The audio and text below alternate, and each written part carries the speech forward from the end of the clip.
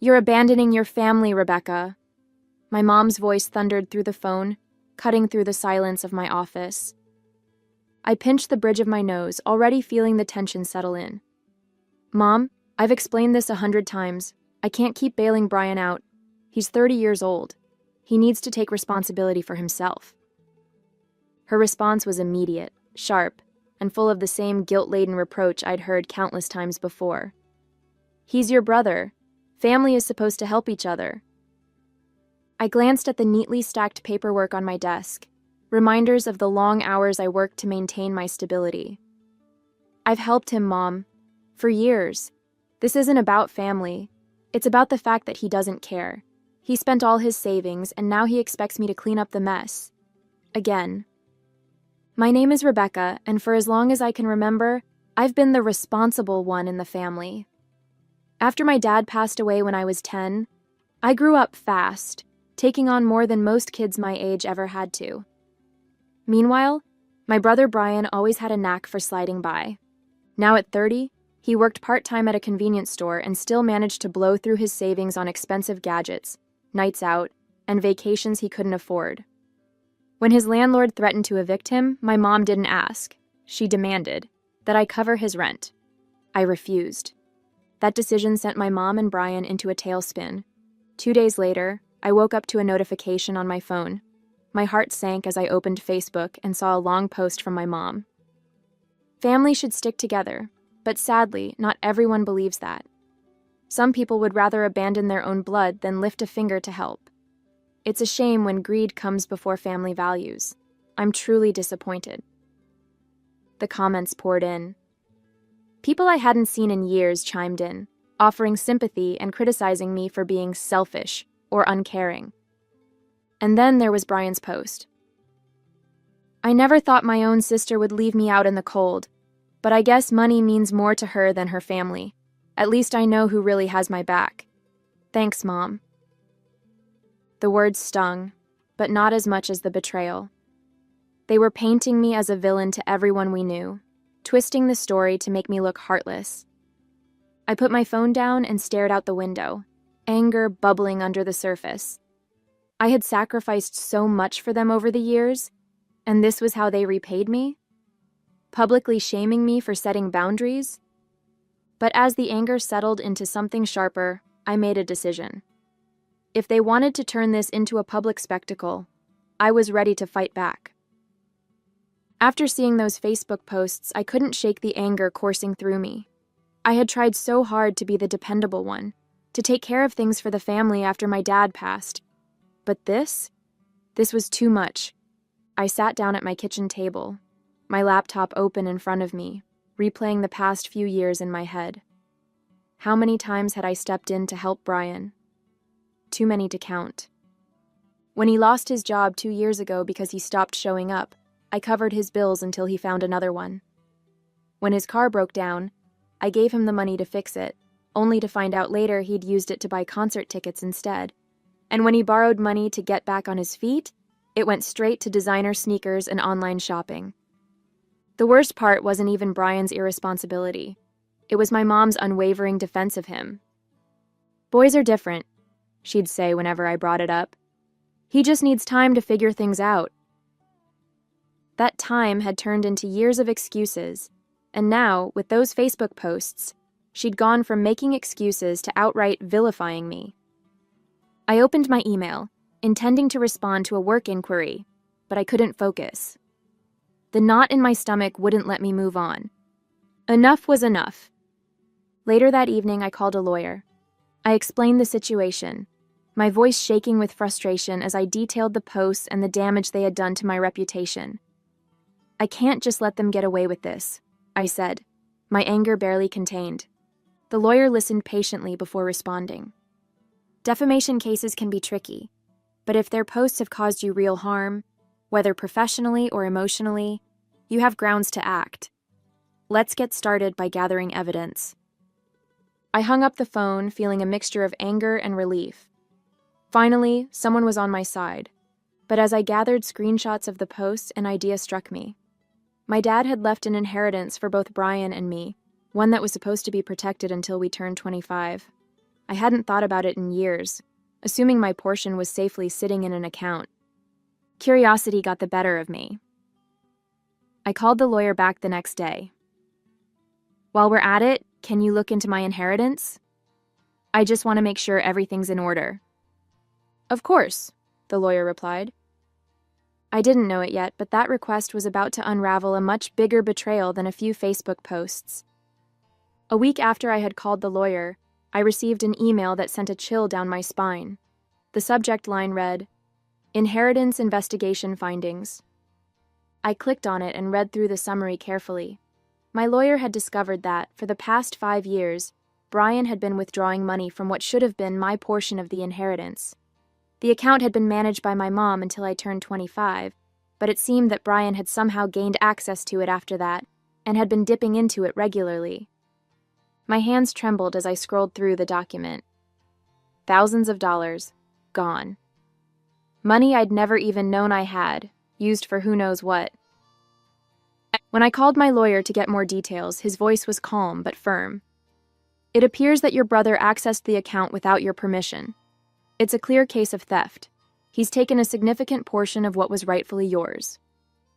I leaned back in my chair, trying to process what he was saying. How could this happen?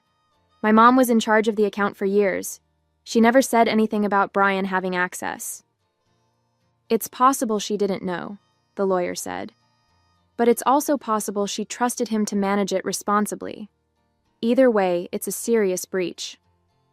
The implications were staggering. Not only had Brian been stealing from me, but my mom, whether knowingly or unknowingly, had let it happen. That night, I sat at my kitchen table, staring at the financial records my lawyer had sent me. Each transaction felt like a slap in the face. Concert tickets, electronics, vacations, things I had struggled to afford for myself while Brian had been using my money to fund his lifestyle. The Facebook post suddenly felt like the least of my problems. This wasn't just about public humiliation anymore. This was a betrayal that went to the very core of my family. I debated calling my mom right then and there, demanding answers. But I stopped myself. Confronting her without a plan would only lead to more deflection and guilt-tripping. Instead, I emailed my lawyer. "What's the next step?" I asked. By the time I went to bed, I had made up my mind. I wasn't going to let this go.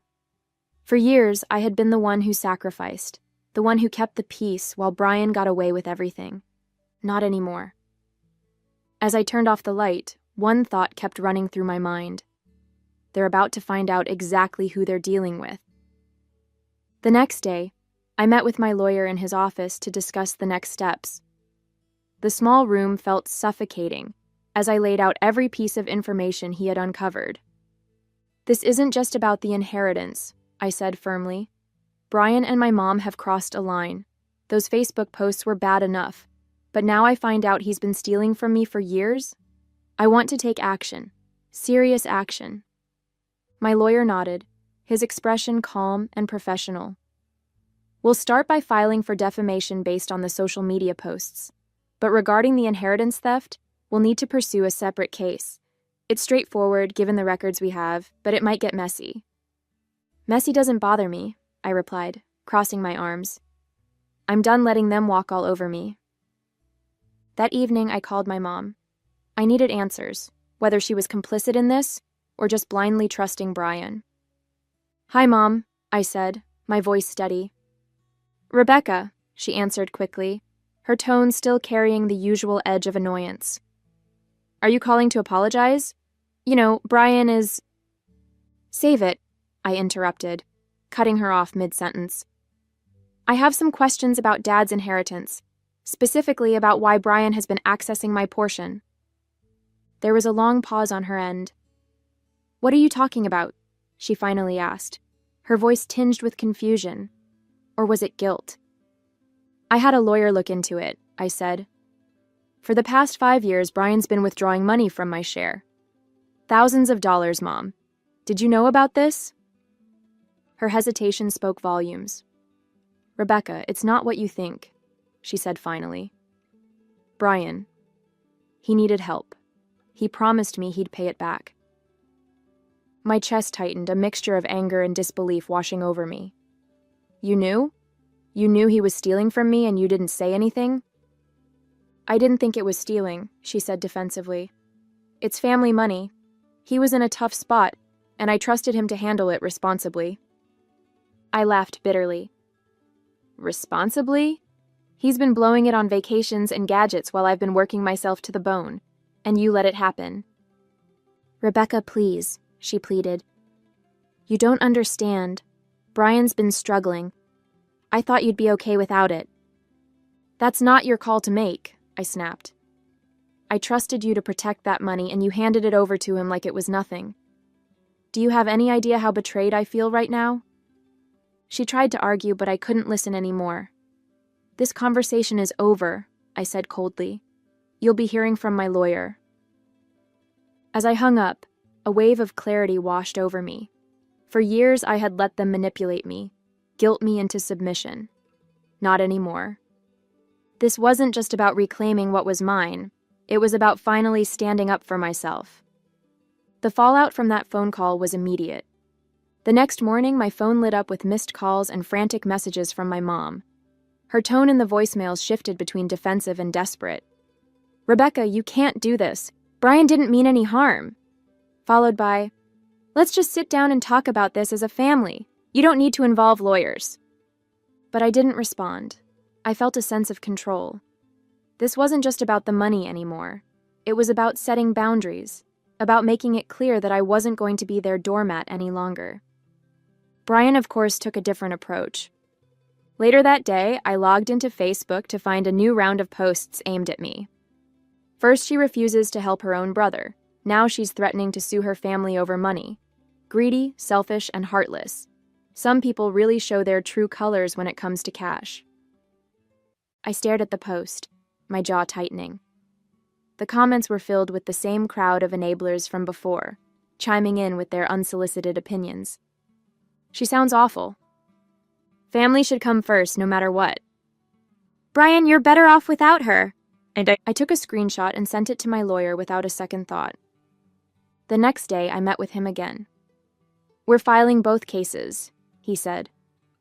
The defamation suit is straightforward. As for the inheritance, we have more than enough evidence to prove theft. But you need to be prepared. This is going to strain your relationship with your mom even further. I leaned forward, my expression hard. It's already strained beyond repair. Let's do it. He nodded. One more thing. If this goes to court, Brian will have to explain where the money went. Are you ready for that? It could get ugly. A part of me hesitated. Did I want to know how deep this betrayal ran? But then I thought about the years I'd spent sacrificing for a family that never appreciated me. I'm ready, I said firmly. That evening, I got another call from my mom. This time I picked up. Rebecca, she said, her voice trembling. I talked to Brian. He told me some things about the money. I didn't know it was this bad. What did he tell you? I asked, my tone sharp. Her silence spoke volumes. I'm sorry, she finally whispered. I didn't realize how much he'd taken. I should have stopped him. Her words felt hollow, but I let her continue. I'm going to talk to him again. We'll figure this out. Just, please don't take this to court. I closed my eyes, taking a deep breath. It's out of my hands now, Mom. You should have thought about this years ago. As I hung up, I felt a mix of anger and relief. She was starting to see the truth, but it was far too late to undo the damage. A week later, my lawyer called with an update that caught me completely off guard. We've been reviewing additional financial records, he began, his tone calm but serious. And it turns out Brian hasn't just been dipping into your inheritance. He's also been misusing some of your mom's accounts. I froze. What do you mean? It seems he's been accessing funds from an account your mom set aside for her retirement, he explained. We found consistent withdrawals that match the same pattern as the ones he made from your inheritance. For a moment, I couldn't find the words. My mom had been so adamant about defending Brian, so blind to his faults, and now he'd stolen from her too? Does she know? I asked finally. Not yet, he replied. But if we proceed with both cases, this information will come to light. I hung up the phone, my mind racing. As much as I was angry with my mom for enabling Brian, the thought of her losing her retirement savings made my stomach churn. Later that evening, I called her. Mom, I began, my voice steady. I need to tell you something, and it's not going to be easy to hear. What is it?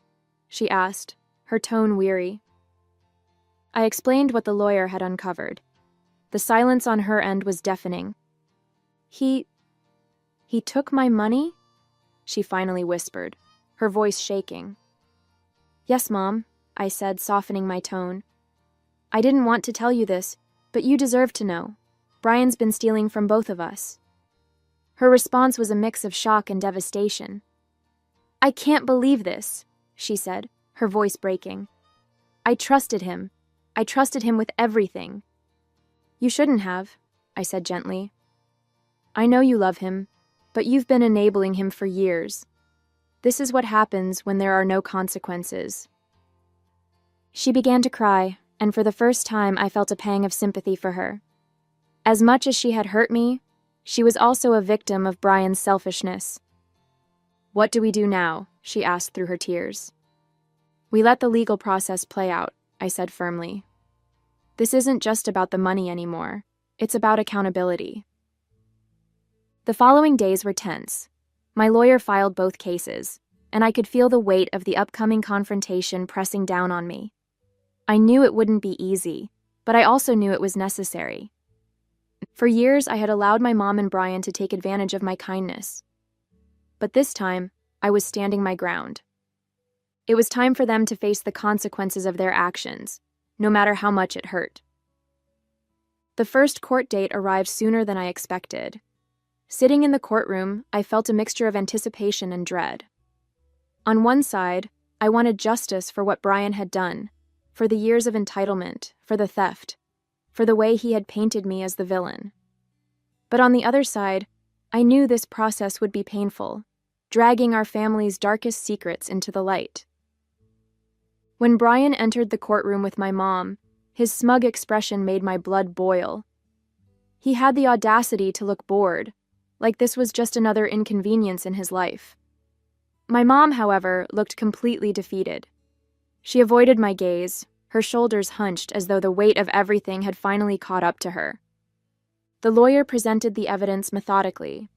Transaction records, bank statements, and screenshots of the social media posts were laid out in black and white. Each time my lawyer spoke, I could see Brian shifting uncomfortably in his seat.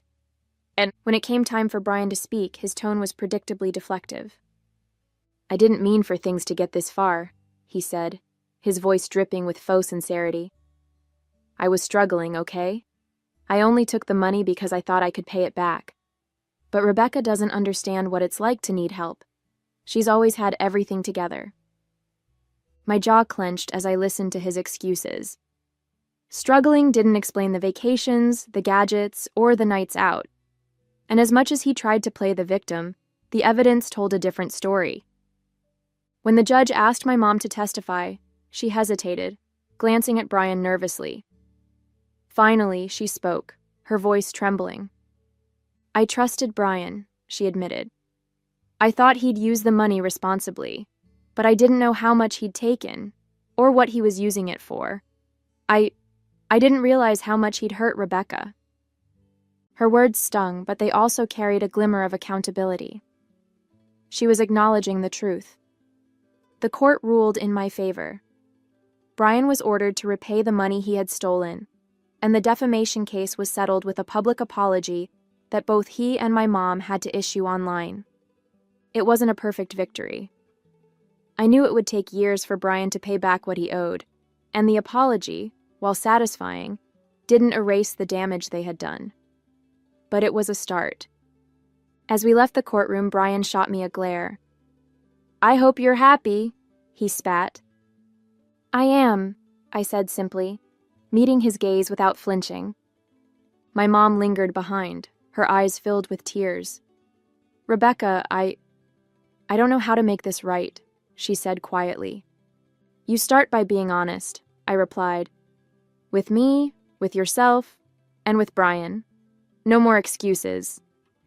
She nodded slowly, her face a mix of guilt and sadness. I'll try, she whispered. That evening I sat in my apartment, reflecting on everything that had happened. The courtroom battle was over, but the real work was just beginning. Setting boundaries with my family wasn't going to be easy, but I felt like I had the strength to do it. And as much as it hurt to see my mom and brother for who they really were, I felt a sense of relief knowing I had finally stood up for myself.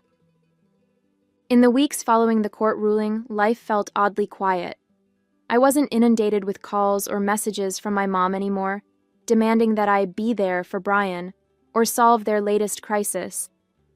It was as though the verdict had forced her to take a step back, or maybe she was just too embarrassed to face me.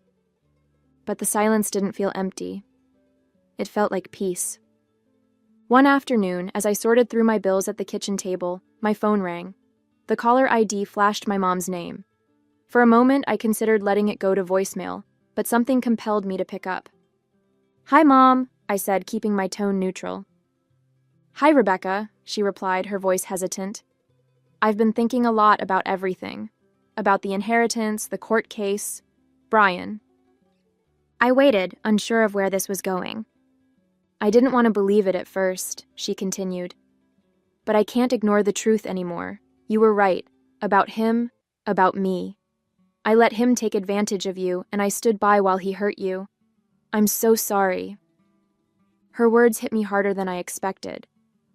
For years I had dreamed of an apology like this, but now that it was here, I didn't know how to feel. Thank you for saying that, I said finally. But it's not just about apologizing, Mom. It's about changing. For years I've let you and Brian treat me like I didn't matter. That has to stop. She sighed. I know. I've been thinking about how I can do better. I just hope it's not too late to fix things between us. I didn't respond right away. It's not too late, I said eventually, but it's going to take time.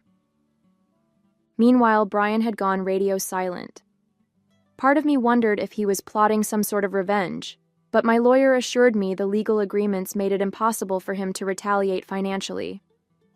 Still, I knew better than to trust him. One afternoon, I received a notification that Brian had posted on Facebook. Against my better judgment, I opened it, bracing myself for another round of vitriol. Instead, I found a post that was markedly different from his usual tone. I want to apologize to everyone I've hurt, especially my sister, Rebecca. I made mistakes I can't undo, and I'm working to make things right. I know it'll take time, but I hope she'll eventually forgive me. I didn't know whether to laugh or cry. Was he actually trying to take responsibility, or was this just another performance? Either way, I decided not to respond. I wasn't ready to open that door again. Not yet. In the months that followed, I began to rebuild my life. I threw myself into work, pursued hobbies I'd neglected, and even started planning a long overdue vacation. My relationship with my mom remained fragile but functional. She made an effort to call me weekly, not to complain or demand anything, but to ask how I was doing. It was a small step, but it felt significant. As for Brian, I kept my distance. The court had forced him to pay back the money he had stolen, but I knew it would be years before I saw most of it. That was fine by me. I wasn't holding my breath for his redemption. What mattered most was that I had finally reclaimed my power. Months later, I found myself sitting on my balcony with a cup of tea, watching the city lights twinkle in the distance. For the first time in what felt like forever, I wasn't thinking about my family or their endless demands. Life had changed in ways I never thought possible. The constant tension that used to weigh on my shoulders had lifted, replaced by a calm I didn't know I was capable of. I had always thought that standing up for myself would mean losing everything, my family, my sense of belonging. But instead, it had given me something I'd been searching for all along: peace. My mom and I had begun to rebuild our relationship, but it was slow. She still called once a week, often to update me on small things like her garden or a book she was reading. These conversations felt lighter, freer, as though the weight of unspoken expectations had finally disappeared. As for Brian, he remained distant. His court-ordered payments came in sporadically, and while I appreciated the restitution, I didn't depend on it. The truth was, I didn't need his apology or his money to move forward. I had learned to stand on my own, not out of anger or spite, but out of respect for myself. And that was enough. As I reflected on everything that had happened, I realized the most significant change wasn't in my family, it was in me. For years, I had been caught in a cycle of seeking approval from people who only seemed to take me for granted. I had bent over backward to support my family, sacrificing my own happiness and stability in the process. But standing up for myself, even when it was hard, had shown me a different path.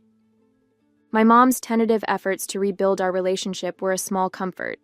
She was trying, in her own way, to make amends. While I didn't fully trust her yet, I could see glimpses of the mother I'd hoped she could be, someone who cared about me for who I was, not just for what I could provide. Brian, on the other hand, was a different story. His attempts at public apologies felt hollow, and I wasn't ready to let him back into my life. Maybe one day I'd be able to forgive him, but that day wasn't today. What mattered most was that I had learned to set boundaries, to value my own time and effort. It wasn't easy, and there were moments when I doubted myself, but I knew now that standing up for my worth was always the right choice. As I sipped my tea, I felt a quiet sense of pride. My family might not have changed completely, but I had, and that was enough. The peace I'd found was hard-earned, and I wasn't letting it go.